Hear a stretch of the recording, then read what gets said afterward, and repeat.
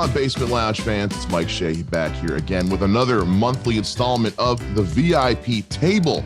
This is where we sit down with a special guest and get to know them and learn a thing or two about their career and their journey and introduce them to you guys.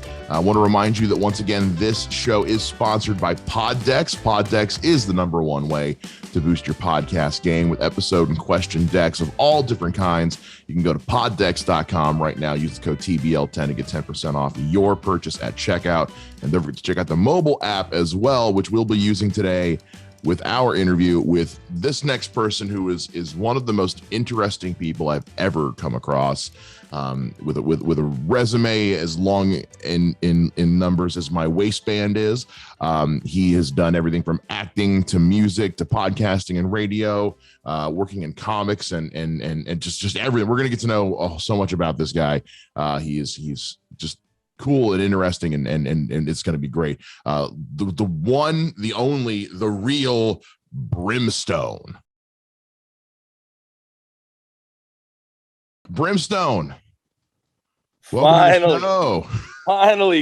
Brimstone has made it to the Yes. Basement Lounge podcast. Hanging out with my boy Mike Shea. We're gonna have a lot of fun. You got the one-eyed doll right in front of me, sitting there looking all handsome. You know what I'm saying? I'm ready to go, brother. How's it doing out in sunny Ohio today? Oh, Ohio's doing great, man. It's finally not 95 outside for a change, so Fair I might enough. actually cut my grass. We'll see.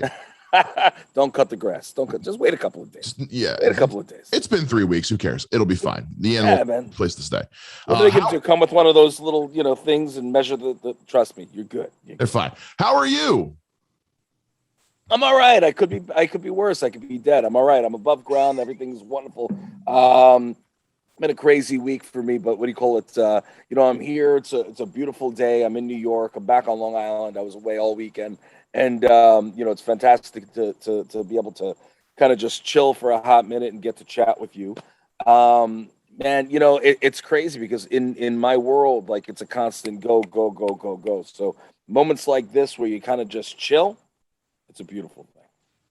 All about chill, because I get it, man. Between doing stand up and this and my regular job, and I'm always on the move. So whenever I have time to just sit down and just mellow out, take from that what you will, listeners at home, it's always a great day, always a great moment. And you are certainly no stranger to the being constantly on the go, being busy. I wasn't kidding, man. I mean, just going off what you got listed on your website alone: professional wrestler, radio host, personal podcaster, actor, voice actor, author, musician, philanthropist. I mean, I could go on and on and on and do my best auctioneer fast voice. How do you just building a resume like that? Like are you just one of those control freaks that has to have his hand in a little bit of everything?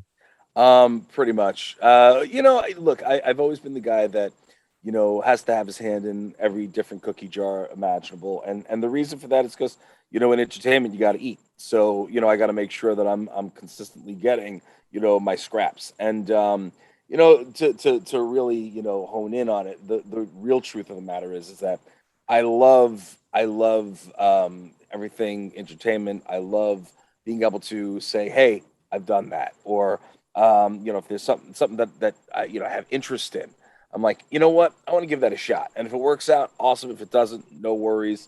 No skin off my back. I don't care. You know what I mean? I just go out and I do. I'm unapologetically authentic, and I just enjoy doing the things that I do. So, if I say, hey, I want to, do voice work, well, I went out and I did voice work. You know what I mean? And most things that I do are kind of like, what's the next natural progression of type of stuff. But then other things just kind of pop up that I'm like, I want to try this, I want to do that. It's worked out, knock on wood. Yeah, I'm with you, man. It's, if I see something sounds interesting, I'm like, I could do that.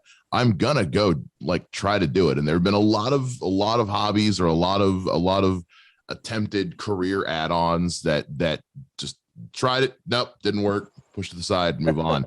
It's all, but I'm one of those, it's like, I don't necessarily want to be the greatest at one thing, but if I can be good at a whole bunch of shit, I feel fulfilled. I don't know if there's some Freudian answer to that, but It's the jack of all trades, master of none, and you don't have to be the master of anything. You just have to be the master of your own self. You know what I mean? Enjoy life. You only have one life to live. Enjoy every second of it.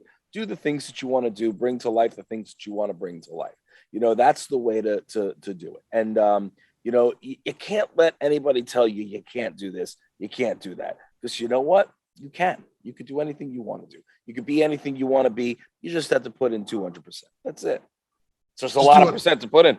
Just 200%. That's it. That's it. Just 200. Screw your high school football coach who said 110. 200 is what you need to be putting into everything. Well, look, I try to put in 200%. You know what I mean? Because if I'm not doing it, somebody else will. We're in a world now, and I know you do stand-up comedy as well, and you've got your podcast. And the fact is there are hundreds of thousands, if not millions, of other people that are doing the same thing as what you're doing.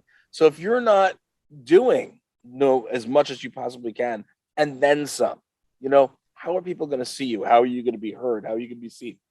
So you've got to be out there kind of, doing what you can in order to make sure that, you're always staying relevant. You're always staying in the public eye. And, I've been going since I'm about 5-6 years old. I started on Sesame Street and Romper Room.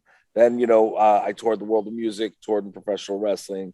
I went back to acting. I'm an author, I'm a comic character, animated character. I do all this stuff, and each of these different things are in different pockets, of entertainment, so, I am now, tied into not only the music world, but the pro wrestling world, the hot sauce world, the foodie world, the comic world, and it takes a lot of work to keep those relationships going and to, have FaceTime with people and get to go out and do things. And, but at the end of the day, it's worth every second. You know what I mean? I've made some amazing friends, incredible contacts, built amazing businesses, and, it's worth it, man. So look, I'm not here, I'm a celebrity, whatever. It's great. The name and the moniker is fantastic. But at the end of the day, I just want to leave a legacy, bro. I want to leave a legacy that, for my family. I don't need to be an A-lister. You know what I mean? I just need to leave a body of work that my family will remember, people will remember, my fans will remember, and say, you know what, that guy was a cool dude. He really busted his ass to make things happen and provided for his family. And, and that's all that matters to me. There's a great quote from George Carlin, and I'm paraphrasing here, but he said he never sought to be like the greatest comedian ever. He just wanted to be in the conversation of great comedians after he was gone. And I think he managed to accomplish both. I think that's worth aspiring to. It's like, I don't necessarily want to be the best, but I want people to talk about me when I'm gone. Absolutely. It's all that matters, man. And people to this day are still talking about George Carlin.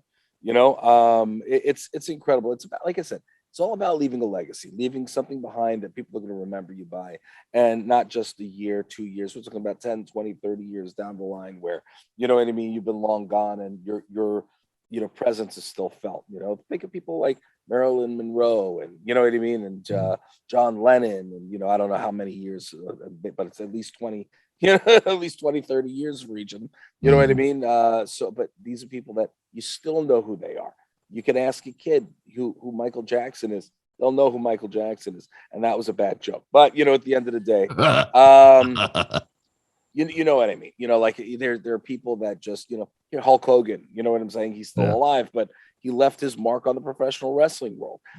Think about music. You got guys like Run DMC. DMC is a very good friend of mine. He's a legend in the music world. He's, still alive and kicking and doing his thing today. But, you know what I mean? People will remember him 20, 30, 40, 50, 100 years after he's gone, because he helped pioneer, hip hop.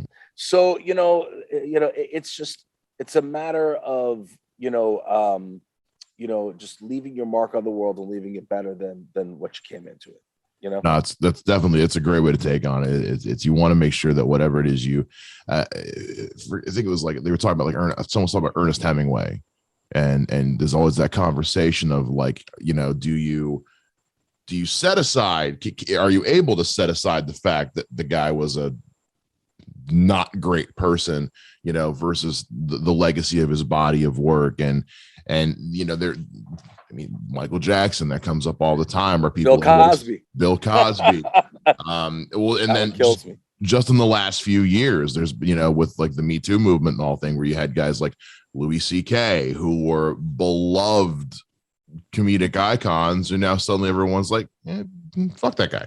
So there is that challenge, as always, I think, is to not only just to let your talent or your skills speak for itself, but also make sure that there is, because now, or like Kevin Spacey, like there's now, you don't want that kind of muddled conversation where it's, is your art so good that it can outweigh you being a total prick kind of thing. Like I honestly would rather be remembered for just being a nice guy, I think, but that's me. I'm old school, I guess. Look, first and foremost, I mean, a lot of the time body of work speaks for itself, and that is separate than the person that you're discussing. You know what I mean? Like, Bill Cosby in general, like I love the Cosby Show, man. And the Cosby Show taught many lessons. It doesn't matter how bad or how much of a creep he was, or that we found out that he was behind the scenes. He still had one of these amazing shows that taught people, you know what I mean, just life and life lessons. And one of my favorite stories, that I tell to this day, is about, it's in the presentation. I don't know how much you watch the Cosby Show, but a lot.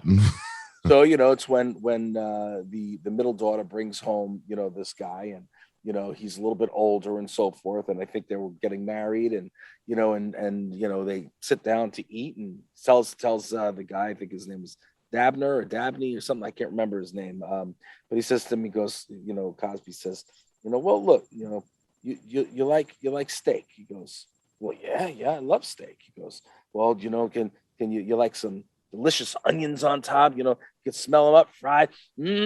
Smells good. You know what I mean? He's going on. He goes, how about some mashed potatoes? You like some mashed potatoes? Oh, I love mashed potatoes. He takes some mashed potatoes. And, what about, some greens? You like some greens? Oh, yes. Oh, those are good. Oh, can you smell it? Do you feel it? You smell it? He goes, oh, yeah, I smell it. He goes, now, how about if I took that delicious steak and those mashed potatoes, smells good. Oh, the greens.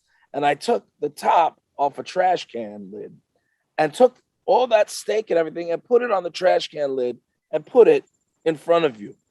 Would it still be appetizing?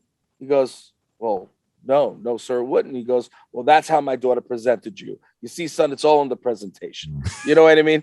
And what do you call it? And that has been, even though Cosby might be a piece of garbage for doing the things that he did, there's certain lessons that he taught, such as that, which helps me in business and in life today. You know what I mean? Where, and I tell that story, and it's all about the presentation. It doesn't matter what's going on outside. You know what I mean? I could go out and I have to have a conversation with 10, 20,000 people at a convention, or, you know what I mean? Or speaking to millions of people online with Grindhouse. The fact of the matter is that, it doesn't matter what's going on in my life that's bad. You know what I mean? I need to make sure that it's still presented properly. You know what I mean? And it's all in the presentation.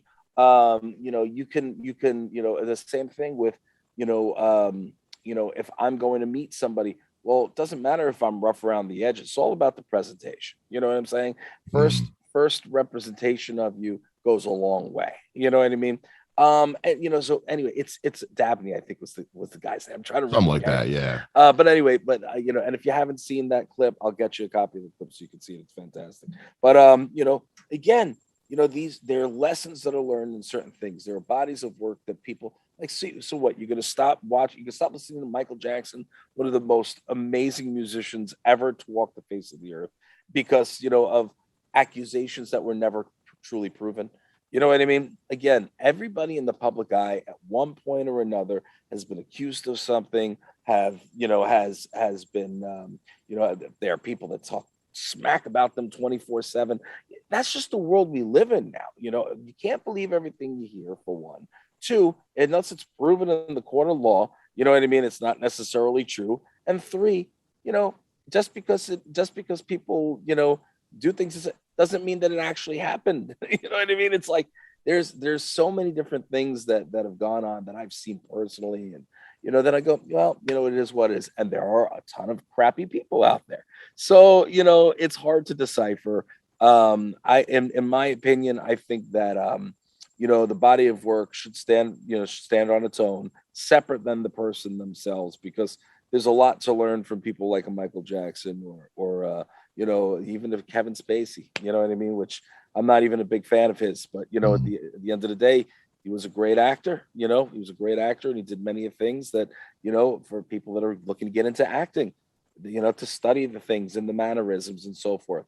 And just because he's a piece of garbage doesn't mean that you have to be. That's fair. I'm not going to apologize for loving him in Horrible Bosses, even though he's a scumbag. Yeah. He's so freaking funny, and that movie's so great. Well, and there's a reason that he did that role well. Yeah. Right. Because he was a jackass. Right. Okay. That's a great point. So I'm a big comic book nerd, big comics guy. I got long boxes for days in the other room. You created something in Hound Comics is something that you created, and I want to talk because I'm not as familiar with that. I looked to see at any of the stores if we had any of the stuff around here, and unfortunately we didn't. So I wanted to talk to you specifically just to get to learn about like how Hound Comics got started, what it offers, things like that, because I'm so fascinated by this. So Hound Comics, Hound Entertainment Group, I started, oh my Lord, many years ago. You're talking about probably about 2005, I think we started Hound, something around there. And it was a passion project for a while. And the fact is that we had spiked up and we were really big for a hot minute. And then I want to say more than a hot minute. And then certain things crumbled internally. People weren't doing, like you and I discussed with other things, privately, where people may or may not be doing the things that they're supposed to do. And you know what I mean? Like, and that's not on your end, on my end that we were discussing. That the fact is that sometimes things happen and, you're not running like a well-oiled machine. So Hound, although we were in a tremendous amount of different comic shops at one point, we're in a lot less at this point because it's on the back. It's not the back burner. It's still running, but it's on the backside of what I do now. And I run the company. So, at the end of the day, where we once had, 30, 40 employees and we're doing X, Y, and Z and all the cons and so forth. It's taken a much bigger backseat at this point because it's very difficult. The way I started Hound, well, the reason why I started Hound was a big accident. So you tell me which direction you want me to go, and I'll go. I love hearing about happy accidents. I want to hear this story. Okay. So I wanted to, leaving professional wrestling. I didn't want to be that, 50, 60, year old guy that was still bumping around in a ring for my paychecks. And, I have my name, I own my trademarks, I own the name, I own the likeness. And I was like, I wanted to do something bigger, with the character. I just wanted to take, the Brimstone character from the ring. So I'm an old school gimmick guy and, have it transcend outwards into the world. So I said, what could I do that works? And as I mentioned to you before, the next natural progression for pro wrestling, I thought was, for the character was comics, because let's think about it. What are wrestlers? They're larger than life characters in the ring. They're superheroes to a lot of people. Why not take it and move it into a comic book style? So we took the wrestling completely out of it, took the gimmick and made it into Brimstone and the Border Hounds, which is the comic book. Now I put out the first issue. We launched it in, as Hound Comics, in Borders Books. And if you even remember Borders Books. Wow. Okay. Yeah. So we launched it in Borders Books. And about a month later, Borders was closing their stores down. So we pulled from all the Borders. And I wanted to show how big my thing was. So I decided to relaunch in every single Barnes & Noble and B. Dalton. So we wound up being the only independently owned and operated comic company in all the B. Daltons and Barnes & Noble all around the country, and then the ones that were out of the country, which was a very big endeavor. So once we did that, that kind of just skyrocketed us for a hot minute.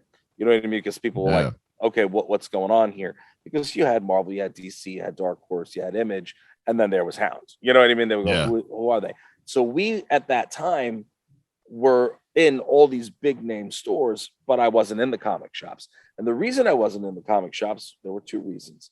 One, and it was just a single comic.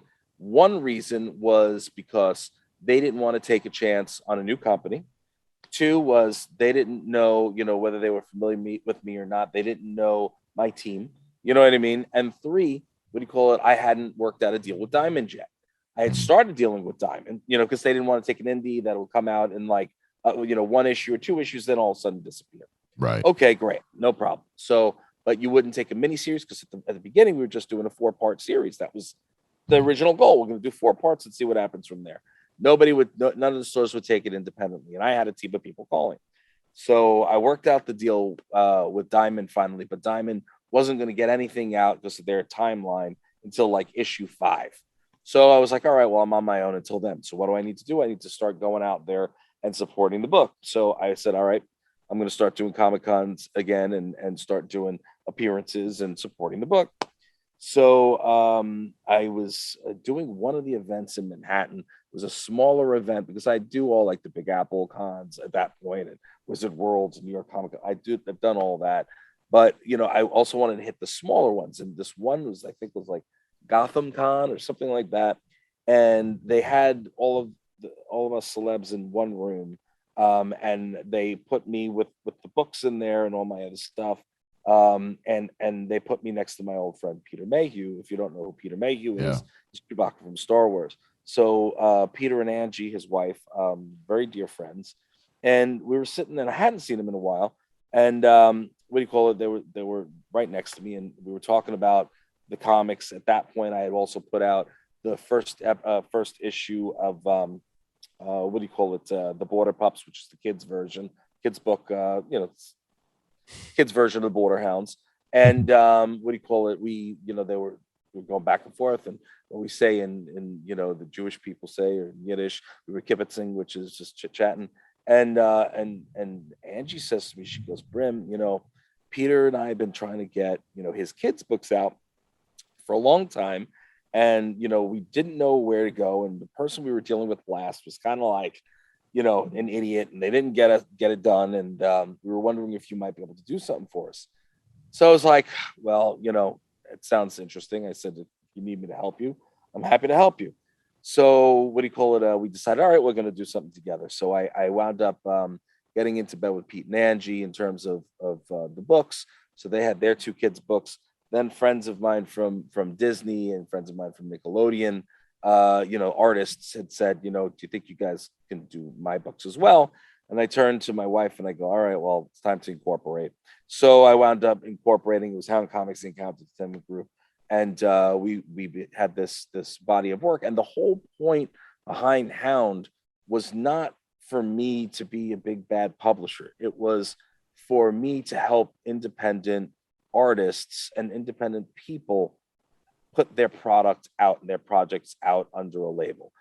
Everything was creator owned. We made no money on their products. It was like, $1 a book, if that, you know what I mean? And that's if they bought their own stuff. So like we were out there for the creator.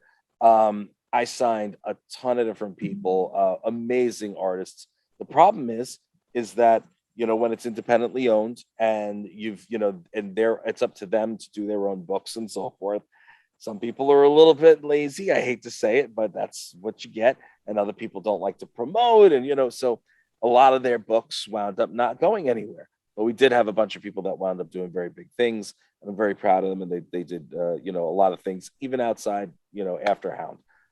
But the whole thing with Peter and Angie, that's what made me do it. And what's a really cool fact is that, at the time, we had to get, because Chewbacca, the character, was in the books. So we actually had, and I still have the letter from Lucasfilm giving us absolute rights. We're the only company to be able to utilize the Chewbacca character in the books without paying a royalty, which was really, really cool. So and great. That's the story. That's how Hound Comics was born and then reborn into a corporation. So, that's so fantastic. Yeah. I love I love that you got to do this, like that, have Peter Mayhew as that influence, and that you were able to use that character. I mean, that's there's so few, I can think of so few instances in the last 50 years where something like that has gone through, especially with something like that iconic. Like we were talking about things people know forever. Everyone knows Chewbacca. Everyone knows who Chewbacca is. And Peter, Peter was such a great guy, and I, like I said, I love Pete and Angie. I still love Angie. I don't get to speak to her as often. I just spoke with her daughter the other day. But what do you call? I'm in Standing with the Stars, which is the documentary on Peter. Like I said, we were close. Whenever we got to see each other, we saw each other. And the fact is that what do you call it? I respected him a lot.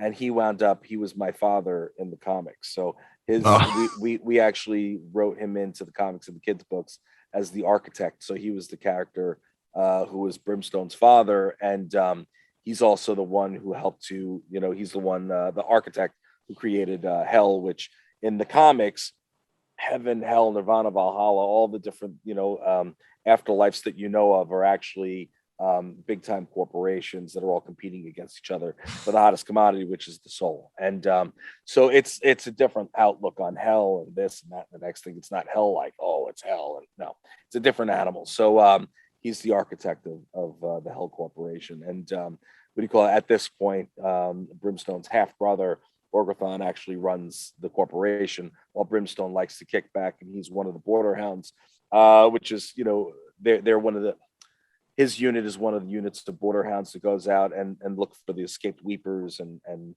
weepers of the people of the souls that are coming into hell and have no idea what's going on. And there's a whole bunch of different things I can go on about, but I don't want to bore you because I can go on forever. I'm so into this right now. This is so great. I love it. I'm a huge Constantine fan. My favorite comic book character other than Batman. So you love the Hell. Like I have the Hellblazer collection for days, and I just got done reading the first couple of collections of there's one called Fables, where it's basically like retellings of all the classic Little Red Riding Hood, stuff like that, but the wolves, but like they're people. So hearing that, it's like all the realms of the afterlife are these corporations. I'm just like, I want that. I want that Netflix series. Where's that? Come on. Yeah, it was a lot of fun, and we things got very busy. I had some internal, like I said, I had some internal issues with a couple of different people, and at the end of the day, I'm one person, and even though I had a lot of people, I was like, you know what? Sometimes you have to shift, and I shifted from Hound to the Grindhouse Radio because the Grindhouse was just that needed my attention more. And that was where, bigger things were happening at the time. So Hound still exists. Hound still happens. But the Grindhouse Radio is really where, everything kind of shifted to in terms of business attention. So that's where I am right now. We still do Hound, and, just the books don't come out as often as they did, my books. And because I don't have the time to write them, that's just what it comes down to. That's fair. I'm glad you brought up the Grindhouse Radio. That's actually where I wanted to go to next. I'm an old school radio guy myself, and that's partially why I do podcasting and all that. And so the Grindhouse Radio is a weekly show. It's you. I'm trying to remember who's on it. It's you, Kim Dragna, and Tom Greer. Yeah, Tom Greer. How did that crew all kind of come together originally? So that's a great story in itself, and it stems from Hound. So again, next natural progression of everything. Well, first and foremost, before I even knew Kim and Tom, and then somebody else who was one of our partners is no longer with us. What do you call it? Again, it's in Hound, I'd always, as Brimstone, as an entertainer in general, I was always welcoming when I'm signing at a convention or I'm doing an event, and somebody comes up and says, "Hey, I'm a podcast," and this was way before podcasts were popular, you know what I mean? Which was only the last few years when podcasting became really big. Yeah. So think 15 years ago when podcasting was just like hi, I do a podcast. What's a podcast? Even though podcasting's been around for 20 something years, if not longer, people weren't as knowledgeable. They're still not as knowledgeable about it. So I've always been podcast friendly, but I had wanted to do, I always did a lot of radio. I always did radio interviews, publications, the whole 9 yards. I've already conquered publications. I've done publications, but I wanted to do something in radio. I like to talk, if you can't tell. And what do you call it? I was like, I've always enjoyed radio. I've enjoyed the conversations and the banter. I said, you know what? I want to do it myself. I want to do something. So I contacted all of the local media, everybody that was here on Long Island in New York, where I'm from. And now I know all of these, these media companies. I've been on as a guest countless times. I know all the DJs that are friends of mine that we are always making appearances at different events together. So I contacted them and I was like, via the higher ups, and I'm like, hey, this is some of them who knew me well, some of them who didn't know me as well, but I said, I'd really like to put together a show of interest in doing something, I can offer a lot, blah, blah, blah, blah, blah. And I heard crickets, bro. I heard crickets. Nobody got back to me. And I was like, okay, very interesting. No worries. So I said, so you're not interested? All right, I'll do it myself. So I flipped it and I started looking into online, online radio stations and, getting involved. And there were a lot of people, but things just seemed very shifty, and shady with a couple of people that I was talking to. And I was like, I don't want to attach my name to something like that, because I always, if I'm going to do something, I want it to be 200%, as I mentioned earlier. I want it to be on point and it's got to be quality. And I wound up, just putting it on the back burner. I bought the grindhouseradio.com. I worked on the IP. I had everything ready to go, but I'm like, you know what? If it's not the time, it's not the time. I couldn't figure it out. So, within the time restraints that I had. So when the shift happened at Hound Comics, or started happening at Hound Comics, I brought in a bunch of new interns who were working with me. And one of them was Kim, another one was Steve, who had worked, who was with us for a very long time. And the two of them, just the three of us had great banter together. So, I said to them, I go, have you ever, would you be interested in maybe doing something, because they both had radio backgrounds and not podcasting, but radio backgrounds. And they were like, yeah, let's try it. So we wound up one day, we sat behind one of the desks after hours at the Hound offices. We were on a main road, like a real busy, popular road, because I had, the storefront, which had all the comics and all my products and everything in it as well. So, and then the corporate offices were in the back.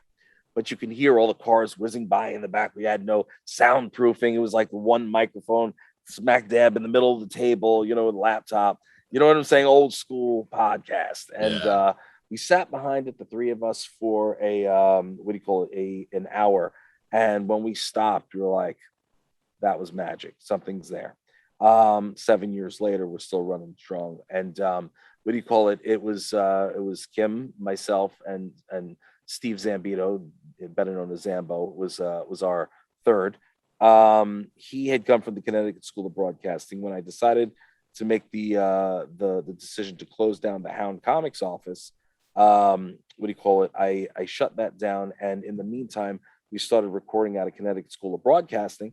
And at that point, I had worked out the deal. I got a call from iHeart, because that was before it was easy for people to get on iHeart. iHeart called us and asked us to come on and do it. And I was like, that'd be great. And they said, we have we could get you in for, at that time we had time slots. So we had 2-hour time slot they gave us.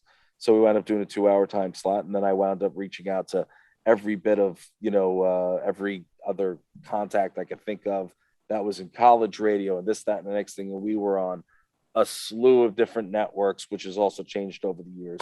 And now we're doing between 3.5 to 4 million listeners weekly worldwide. We won best radio station on Long Island the last 4 years in a row. So we beat all the terrestrial radio stations who never got back to me. So what do you call it? Yep. So we 4 years in a row. And mind you, we're a 2-hour show once a week, and we beat 24/7 radio stations. So I just want to put that out. Just want to put that out there. And and again, it's not the competition point. It's just the fact that, it goes to show, don't let people say no. If they say no, you say, okay, I'll take it somewhere else, or do something, or I'll do it myself. If I can do it, you can do it. You know what I mean? You Yeah. just have to work hard for it. So now the Grindhouse is doing great. I mean, we've won 7 new awards going into this year. For multiple different things, for audio, for the podcasting series in general, for what do you call it, for doing the right thing. I mean, we've gotten so many different things. It's just a beautiful, beautiful thing. And Steve left us at the beginning of this year. He left on the 300th episode, which what do you call it, which sucked. But at the end of the day, we move on. Tom, I forgot to tell you. Oh my God, Tom's going to kill me. So Mr. Greer is he came in when we went to CSB, Connecticut School of Broadcasting, because like I said, we were working out of there for a little while until we were able to buy our own studio space. And what do you call it? So Tom and another guy who used to be with us, Scott, they had been engineers that were going to school there, and they started interning for the Grindhouse Radio. And then they were brought on as full-time members of the cast. And Scott has been gone for a couple of years now. But Greer moved his way right up to one of the 3 main hosts. And what do you call it? And he's not going anywhere. So what do you call it? So yeah, like we just have such a good banter. You know what I mean? And it's like I said, it's a shame that Steve's not with us anymore. But the fact of the matter is that we're still we keep on keeping on, and we've won more awards than he's got. It's like listen, man, like no, there's nothing against you, bro, but it works. So but GHR has been a fantastic thing, and it's been a steady, and it's been we deal with major clients, like our client base, the people we represent are like Kikoman, Mane and Tail, Boss Hoss Cycles, you know what I mean? We work with Bigelow Tea, Homedics, Wendy's. I mean, I just did, when I was signing out for San Diego Comic-Con, Wendy's found out that I was signing in San Diego, and their agency is the same as one of the other agencies that I deal with for Kikoman and 7-Eleven. And they, what do you call it? They were like, Brim, would you represent us on the IMDb boat? Because, we'd like to have a celeb there, and, for us. And I was like, absolutely. And we wound up going on. And then IMDb fell in love with me, knock on wood, thank God. And what do you call it? And I've been doing stuff with IMDb now, here and there. Hopefully at some point I'll take over Kevin Smith's position. I'm just kidding. That's the dream for all of us. Kevin's a great guy. And what a sweetheart. What a doll. Matter of fact, the funny thing is we knew of each other for the longest time. The View Askew people there, and congratulations to all of them. If anybody is tuning in, Clerks 3 just wrapped. So my brothers and sisters that are in the View Askew family, Brian O'Halloran, Marilyn Gigliotti, Ernie O'Donnell, the whole comic book men's cast, these are all, it's my family, so so I'm so happy and proud of them, and that they got to go in there and do this all again. And Kevin, we've been in the same place like countless times, but we'd never actually been introduced, which is hilarious. We were literally standing next to each other at Kamikaze in LA, back outside the green room at one point. And I think they were taking The Rock was leaving, so they like stopped before we had the opportunity to kind of talk. They stopped everybody, and we got pulled away from each other, so didn't get introduced there. So finally, it was funny because it was on the IMDb boat, not on the Wendy's night, on a different night, because they kept inviting me back, come back. So I wound up going there, and I was with Marilyn and Brian, and Marilyn looks at me, she goes, "You still haven't met Kevin, have you?" I was like, no, I haven't. And so she grabs me by the wrist, brings me over. Great story, because it was just one of those nights, and it was also the last night that I saw one of my good friends, and I'll explain that. So she brought me over. He saw her, because it was to the carpet, and I had already done the carpet. So but she, he saw Marilyn, so he called her up, so she went onto the carpet with him. And then she said to him, she goes, "I want to introduce you to Brim. Brimstone's right there, blah, blah, blah." So he's like, come. So I went over. Now we're taking pictures together on the carpet for, on the yacht. And and we're going back and forth. And it's funny because I said to him, I go, I said, I can't believe we're finally meeting now. I said, it's fantastic. I said, it's fantastic to meet you. I said, but now I've got to ask you for something. I said, and I don't do this for anybody. but I got to ask you for something. He goes, what is it? I said, you're going to hate me for asking. I said, but I would be a bad husband if I didn't. He goes, well, what do you need? I go, swear to God, just like, so like, oh, well, what do you need? I go, well, I said, my wife is a huge, Kevin Smith fan, has always loved all your work, as well as, of course, I love your body of work as well, but she loves the work and so forth. And it would mean a lot because she doesn't come with me to the cons. And I've been gone for a couple weeks now on tour and doing all the stuff. And said, would mean a lot if I could maybe do a video and send it out to her. So he goes, let's do it. I'm like, all right, I guess he goes, no, let's do it now. So we're on the carpet and we grab the phone and we're sitting there, we're filming and doing this whole thing. And it was great. And as we're doing it, I hear from behind me a big booming voice, Bram, jumps on me. It's my buddy Shad Gaspard. Who, if you're a wrestling fan, Shad was part of Crime Time and he passed away. Saving his son, in the ocean. I'm gonna cry. I better hold on. I just gotta chill. But he lost his life saving his son not too long ago, and that was the last time I got to see him. But it was him and Greg Sipes, my buddy Greg, who does the voice for Beast Boy from Teen Titans Go, and they were behind me. So now you have Marilyn, Kevin, myself, Shad, and Greg, and everybody's talking in the video. It's this awesome thing. And I put it down and I thanked Kevin. I turned to Shad. I said, hold on, I got to take it. And my freaking thing didn't record it. No. It didn't record it. And I said, oh my God, all you heard, it went on. And you heard me say to Shad, brother, what are you doing here? It's great to see you. And then, he's like, oh man, it's so good to see you. And then clicks off, right? So I was like, oh shoot. I said, this was too big of an opportunity for me to send to my wife. I said, I gotta go talk to him. So, I said, guys, I'll be right back. So he's trying to make his way out and leave. So Jay Muse, was also a great guy. Him and Kevin and the wives were kind of moving out, and they were trying to get him out. So I go and people were stopping him and go, Kevin. He goes, Grim, what's up? I go, you're gonna kill me. He's like, what? I was like, you're gonna hate me. He goes, I could never hate you. So what? I said, what is it? I'm like, I go, the video didn't record. He goes, what? The video didn't record. And I picture his face because all I do, I will always think of his face was, whoa, didn't record. I go, it didn't record. He goes, we need to do it again. I go, I feel bad asking you to do it. He goes, no, F that. Come on, let's go. We went outside and we filmed it. We recorded it outside. I got to send it to my wife and she was super thrilled. It made her year. And and I haven't seen him because obviously right after that we went into pandemic. But when I tell you, one of the most stand-up, coolest human beings I've ever had the opportunity to sit and get to meet and interact with.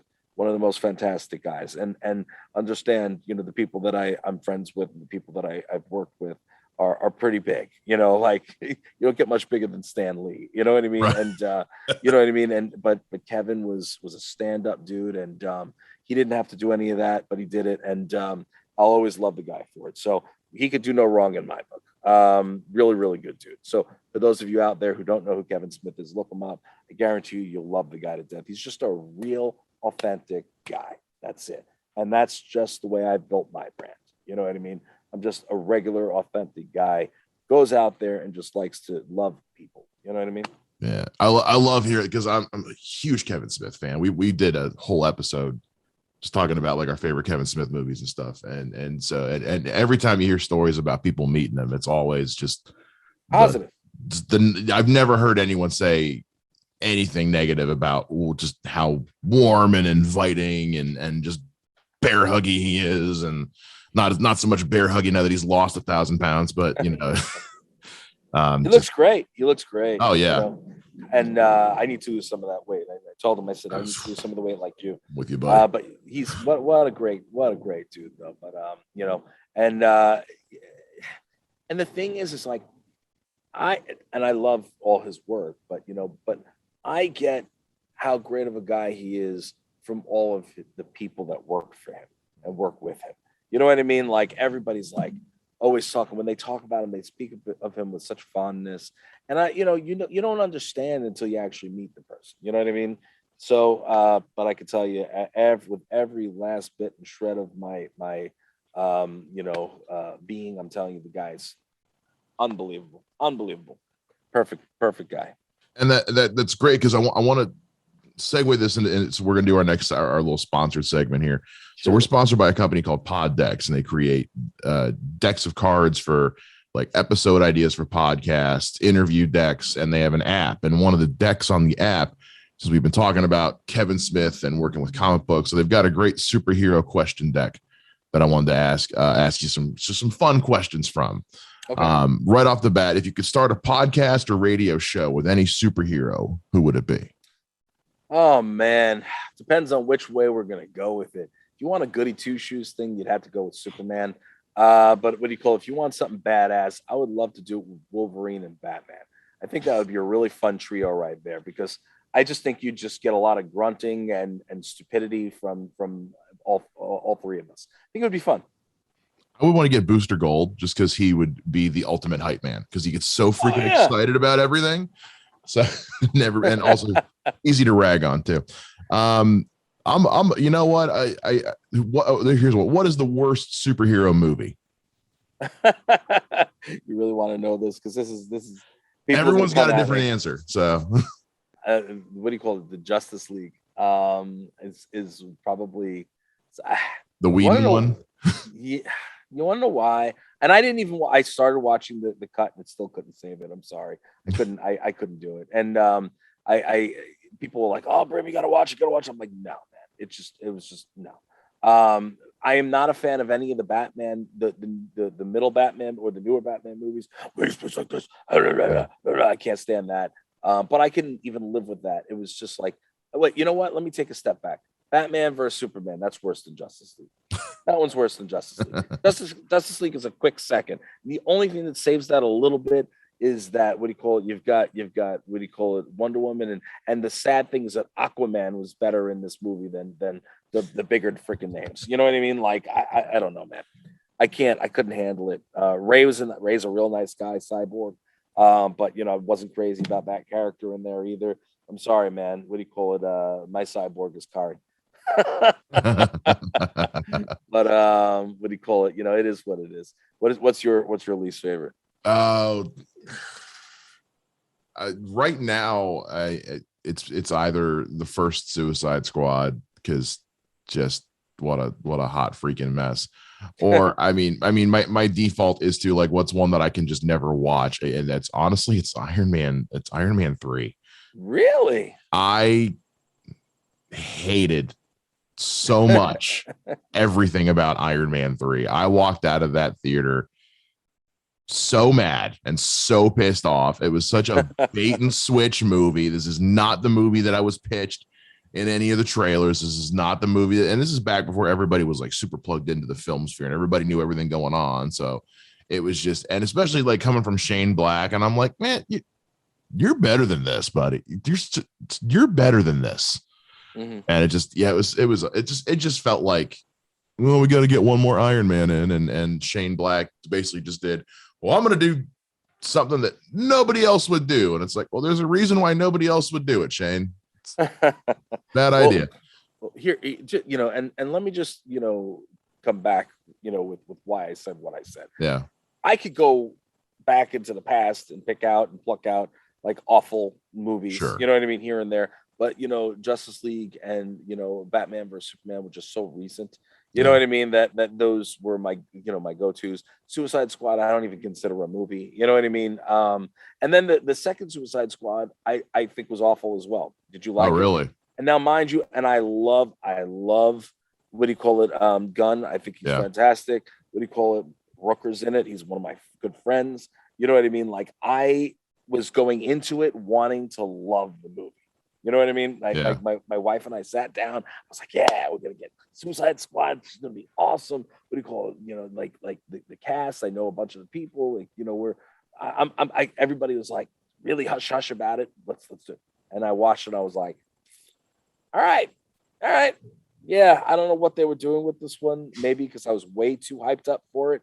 Maybe I got too hyped up for it. But I was also expecting something as good or on the scale of Guardians of the Galaxy, where they made these characters that nobody gave a crap about into, you know, these popular, fun, awesome characters with depth. And they just didn't do that with Suicide Squad, and you can't really get involved. You can't get interested in any of them. I mean, it was like, all right, it's another Harley Quinn movie. You know what I mean? Yeah. And you know what I mean? Like, I don't know. I couldn't get into it. You liked it, didn't you? I liked it. It made me laugh. Yeah. At the end of the day, Yeah. it made me laugh. And sometimes sometimes like I like some depth by superhero movies, but sometimes I need something that's just dumb and gonna make me laugh. And so, like, the banter between we lost him. Beck? I'm here. Okay. It froze up I'm on here me for a second. I thought I lost you. Yeah, me too. Yeah, the like the banter with Idris Elba and John Cena, I thought was funny. I mean, John Cena is one of those guys, like, they keep trying to make him The Rock, and it's not working yet. I think he just needs to do comedies, because Blockers was hilarious and he was so funny in it. I have not seen that yet, and I heard that it was great. And then there's another one that he's in that I think was supposed to be really good. And I think that his comedic because I mean, look, and John is a very nice guy, very sweet person, very well spoken. He's a great action guy, but he's got that I don't want to say it in a bad way, in an insulting way, but like, he looks like Ernest P. Worrell. You know what I mean? Just like a jacked up version of him. Kinda does. So and once you see it, you can't not see it. And so I can't take him in like too serious of a role. But I mean, the Suicide Squad, like, they couldn't. I don't know what they were doing with it. I think that they were trying to make him like, like a hokey character, but it worked. But I was just like, I didn't want to see that. You know what I mean? I thought, all right, well, he's going to be like, maybe they'll do something good with the character. I don't know, man. Yeah. I hated what they did with him, hated what they did with Rooker, hated what they did with a whole bunch of things. I think that the Polka Dot Man was the most ridiculous thing ever. And it was funny, and I understand why he did it. I think and Gunn might have said, James said something along the line of, what do you call it? Give me the most ridiculous, worst and listen, DC, their who's category is like ginormous. You can go fill up 20 long boxes with those. You know what I mean? Where you have so many useless characters to choose from. Condiment King exists, people. I mean, like, ridiculous. So and he's like, you'll find me the most ridiculous character, and I'm going to make something cool out of him. You know what I mean? Like, he tried, man. He really did. I think the King Shark was ridiculous. Some of the things were funny that they did, like, you know what I'm talking about? That was hilarious, but even that was just like, come on, man, just to get Stallone in the movie, like, is that, I don't know. Because he had him from doing Guardians too. So he probably was like, hey, you want to come? Which Guardians 2, that's the only superhero movie that ever made me bawl crying in a theater. When Rooks died, yeah. And that hit me at a real, because my father at the time was going through cancer treatment, and my situation with my dad was very similar to Star-Lord's, which is where this was my stepdad, but like, he had adopted me. He's the only dad who had ever been in my life. So when they had that whole, like, he was your father, but he wasn't your daddy, I was like, oh, it got me right there. So we're walking out the theater, and I am just a crying mess, and my friends are looking at me like, yeah, right, man. Let's get one more of these in here. Would you rather have a secret identity or have it be known to the public? It depends. I mean, I'm in the public eye already, so having it known to the public is perfectly fine. I'm used to being out there on a coat hanger for people to see. So yeah, I don't need the identity. I could just be me. No, I'm with you. I don't need one more thing to have to try to like I first of all, I'm already like so freaking addicted to social media and stuff, which I hate, that I don't think I could keep it a secret if I tried. And it's like, I don't like having to lie. It's so much easier just to be like, hey, I gotta go stop a bomb threat. Be right back. Save me a steak. Got to go. Yeah. As opposed to, sorry guys, I gotta go. My mom was in a car accident. And they're like, well, your mom's right over there. So what? Like, I wouldn't be able to keep my lies straight. Yeah, right. So Oh man. So before we because we're coming up on an hour here. So before we do let you go, just to get to, we've talked about because there's so much and we would be here for hours trying to cover everything you've done. But but you've got a bit of a wrestling background to you. So I wanted to ask you because last night at AEW, Daniel Bryan and Adam Cole, they both showed up. They both showed up. Where are you as far as like WWE or Ring of Honor or AEW, any of that stuff? To be completely honest, I have not paid attention in quite some time. Yeah. I saw that Punk came back. I knew that Punk was going to be Punk and Daniel Bryan are very good friends from what I know. And I was assuming that one would follow the next. And Adam Cole got released, and there was a lot of buzz, about him potentially showing up over there. How long they'll stay, who knows? I don't know. But I really don't pay attention anymore. I don't have the time. To be completely honest, I don't have the time. And after being in the business for so many years, I don't watch it. You know what I mean? I can't watch it the same. And if I'm going to watch it, it's usually because either a friend of mine or an old student of mine is saying, "Hey, Brim, could you take a look and let me know what you think?" Or, that's basically it. I really don't pay attention anymore. I know certain things that are going on simply because of who I am, and people tell me, but a lot of the time I wouldn't know if people didn't just reach out or let me know. One of the biggest things that happened in wrestling was this past week, and that was the loss of my friend Daphne, who took her own life. And I want to put that out there for everybody, especially because this is Suicide Awareness Month, and the fact of the matter is mental health is a true thing. It's a big thing, and you're not alone. So if you have any thoughts of self-loathing, you want to kill yourself, you have thoughts of suicide, you're hurting, you need somebody, hell man, my DMs are always open. And there's also, you can find, I don't know if you have a way to put it in your show notes, the 1-800 numbers that you can call and get help. You're never alone. So please reach out to somebody, and let's get you feeling a little bit better. So I lost two friends this past week, one being Daphne, the other being John Dilly from the hot sauce community, who didn't take his own life, but he kind of did, and that was a whole bout with COVID. So that's a long story in itself. So I lost two friends this past week, and so it's been rough. You know what I mean? Sure. Yeah. No, absolutely. It's obviously very sorry for your loss. Dad. I heard about Daphne. I was like, that was a pearl clutching moment. Like, holy shit. She had demons. A lot of people have demons, unfortunately. And that's something we've talked about on this show a lot, is our own struggles with that. We're sponsored by a company called Dope, and they all, they donate profits to all kinds of foundations, stuff like that. Like mental health is always a big thing that we're always huge at, especially with this being the month of, like I said, month of September, Suicide Awareness Month. And so stuff like that is always, you hear it all, especially when it's someone famous. You always hear that ridiculous excuse of like, oh, well, they were rich and famous. Well, it's like, that's not how it works.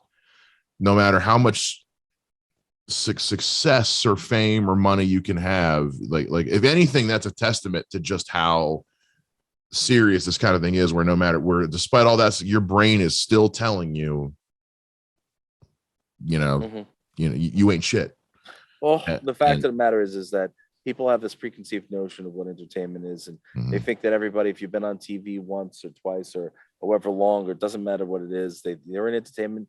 They think, well, first of all, they don't realize how much work it is. They think everything's easy. No, bro, it's not easy. It's constant get up and go. It's constant moving, constant grooving, constant being on. That's first and foremost. And when you have to pretend or be on all the time, that's very taxing on people. All right. That's first and foremost. Second of all, people seem to think that you have all this money. Well, if you don't have money, then obviously you're not successful. First of all, money and success are two completely different things. You could be very successful and have not a dime in your pocket.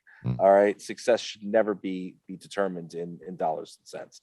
That being said, a lot of people that people perceive to have a lot of money don't, and they're going through issues on places to live, or places to a way to eat and so forth. And some people that people are still watching on television live like that. You know what I mean? They're not making the lion's share. There's very few people who are making millions of dollars, you know what I mean, off, you get a handful of bigger names that are making millions of dollars on these events, or on these films, or this or that and the next thing. Even musicians, think about it. People don't realize, you go in there, you do a hit song. Well, the record label, if you're signed to a label, the label is already taken, you know what I mean? They've already lent you, a couple $100,000 to get started. You know what I mean? So now you have to pay back that couple $100,000, even though you never saw that $100,000 to begin with. It's coming out of your, pocket. You know what I mean? And now things got to get paid back there. You've got PR people, you've got stylists, you've got this, you've got that, you got the next thing. Guess what? At the end of the day, how much are you left with? You know what I mean? Now you got to still keep up appearances. You know what I mean? So the little money that you have left, you got to go in. You got to have a bodyguard with you. If you got to do this, you got to do that. You got, what I mean? You have to dress well. You know what I mean? And at the end of the day, people don't understand what goes into it. You know what I'm saying? Yeah. And the fact is people that they think are making a ton of money are not making what they think they're making. You know what I'm saying? Mm-hmm. It is what it is. They say on online they've got that I make like 2.5 million, or I'm like making 2 million something a year. Bro, I do okay. I'm not doing 2 million and plus a year. Right. You know what I mean? Like, Yeah. come on. You know what I mean? And I blame a lot of that on like stuff like MTV Cribs, which first of all, most of those houses, those people were not living in. They were set up. They were set up, rented out mansions that Yeah. and like David Draymond from Disturbed was one he talked about. He's like, that was not my house. It was some publicity stunt. And so it creates this false identity of like disposable, like unlimited disposable income. This podcast studio originally started out as an office for a record label, for an indie label, and like the costs that go into making an independent record for a local musician alone are ridiculous. Don't even get me started on bands like Killswitch Engage, guys like that who are touring the world.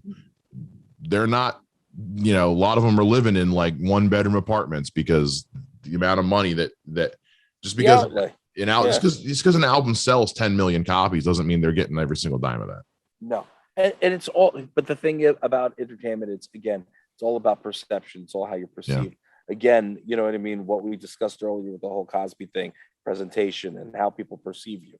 You know what I mean? And that's part of the glam of Hollywood. You know what I mean? I can't tell you how many people that I know that have been in the biggest shows you've ever heard of and so forth.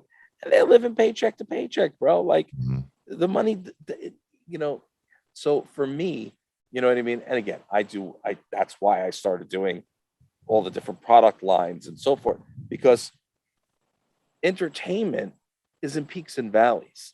You know what I mean? Just like pro wrestling. I learned it from pro wrestling. It's peaks and valleys. You know what I mean? Things go up, things go down, things go up, things go down. You need to be able to survive those valleys. You know what I mean? There are times that you go for a stretch and you don't get any work. You know what I mean? So what do you do in the meantime?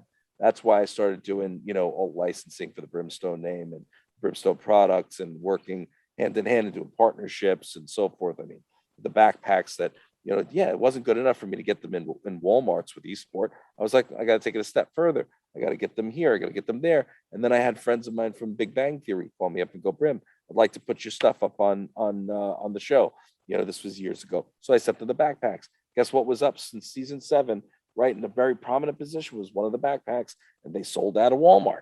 You know what I mean? Why? Not because they necessarily knew who I was, because it's the Big Bang Theory backpack. You know what I mean? It's hilarious. I was signing at San Diego Comic-Con a couple of years ago. It's funny that I'm back talking San Diego again.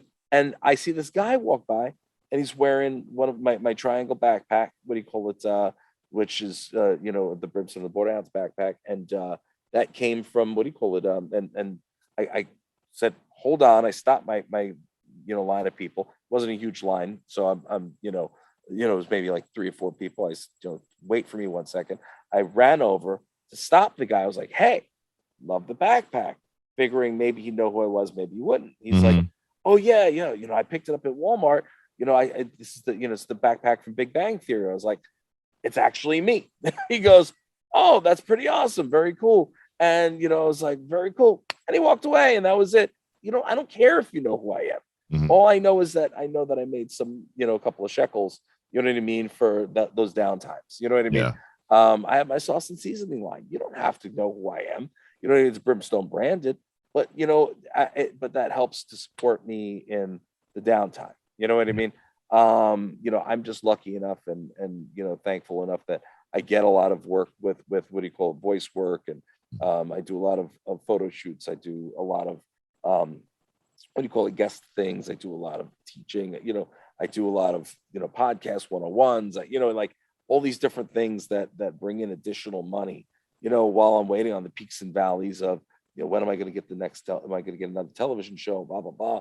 Which yes, I am filming a new television series, by the way. Yes. Which I cannot talk about here because I'm still on what do you call it, on a non-compete, not a non-compete, oh my god, Non-disclosure. non-disclosure. That's where I am right now. What do you call it? I have an NDA right now, so I cannot speak about it, but I can tell you that I'm doing a new television series with my son. It's based on an IP that I had done prior for 3 seasons with another thing, but it's slightly different. It's going to be a really cool show. That's all I can say. And we're going to have some iconic friends of mine that are going to be making visits to the show. So it's very exciting. We started filming in August, and we're going to be filming probably through November. And yeah, very excited for it. So when I can talk about it, when you can, yes, we'll bring you back on. We'll talk about it. And, it'll be a lot of fun.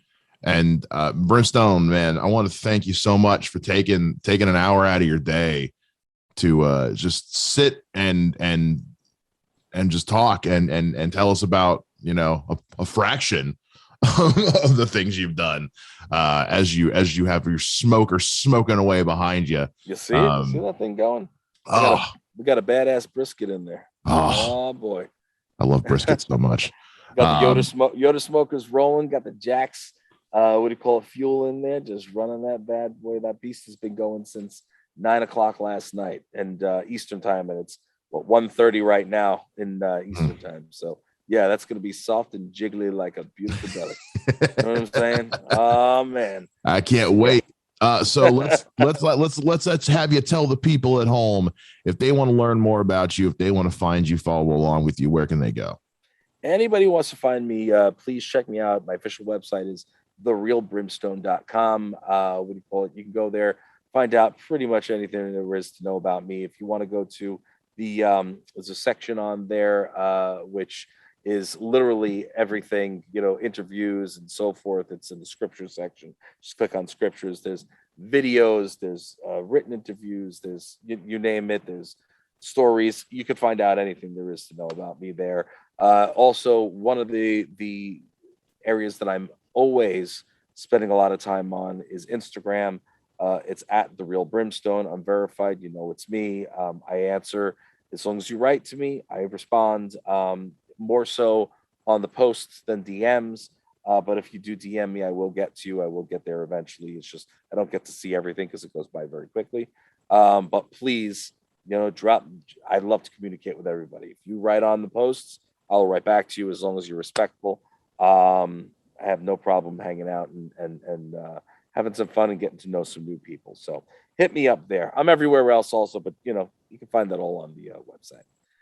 One last thing, and if I may, Mike, and that's up Please to you. do. Please. One last thing I like to leave everybody with, and I've been trying to get this out on a bunch of the shows that I've been kind of jumping on and doing appearances on.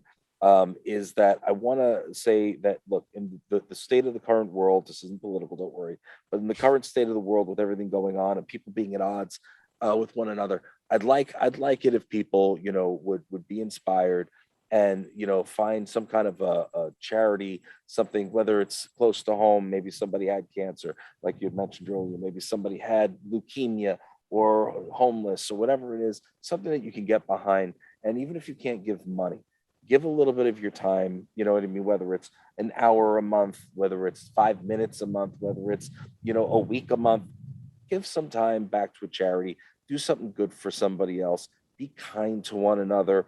Not only will you feel good about it for yourself, but you don't know how much you're doing for the other person. So I urge everybody out there to please go out there, just be better, be good to one another, and let's all make the world a better place. That's that's what my goal is like I said earlier, trying to leave the world a better place than when I got it. So hopefully people will get behind that and give a hand. I love the message. I love the idea. And yeah, always wanting people to, if you can take, we always say with this show too, like you don't have to give money, just give time, give your energy, give your attention. It's like the best thing you can do to support, whether it's a charity, a local business, a local artist, is just tell people about it. 100%. I cannot stress enough. I mean, I do a lot of charity work, more so obviously when the world is not shut down. But when I tell you, yes, it feels good, but I do it because I know I'm helping people, but it will also make you feel good. You know what I'm saying? And, if people are feeling a little depressed, there are always people out there that are doing a lot worse than you are. Go out there, do some charity time. You know what I mean? And I guarantee you'll have a different outlook on the world. Absolutely. And what a hell of a great note to wrap this thing up on. Brimstone, once again, thank you so much for taking time out of your day to come on and chat with us. Honor and a privilege, Mike. Thank you so much for having me. And everybody out there, have a great one. Thanks so much for listening to me for however long we've been on. And hopefully you'll check me out a little bit later.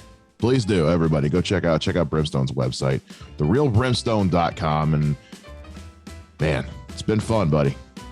Absolutely.